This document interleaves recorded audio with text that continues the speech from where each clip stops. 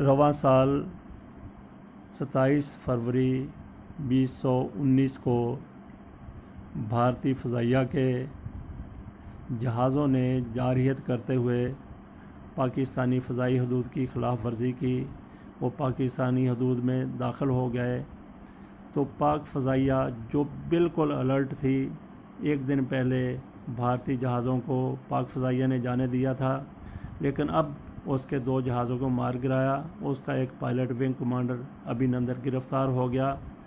उन दिनों ये बातें मीडिया के ऊपर, ख़ुसूसी तौर पे सोशल मीडिया के ऊपर आ रही थी कि पाक फ़ज़ाइया के जहाज़ों ने जो टारगेट सेट किए थे, उन टारगेट्स में एक भारतीय आर्मी चीफ़ भी मौजूद थे।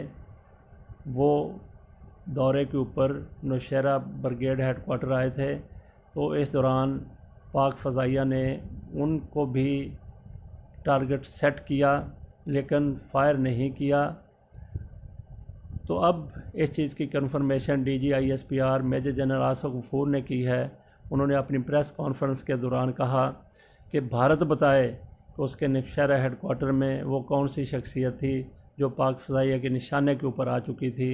जनरल आसिफ गफूर का बिल्कुल जो रूए सुखन है, उनका जो इशारा है वो भारतीय आर्मी चीफ़ जनरल भगवत रावत की तरफ है, जो नौशहरा ब्रिगेड हेडक्वार्टर में मौजूद थे। इस हवाले से प्रेस कॉन्फ्रेंस के दौरान अहमद मीर ने सवाल भी उनसे किया था, क्या वाकई वहाँ पे आर्मी चीफ़ उनके मौजूद थे नौशहरा हेडक्वार्टर में।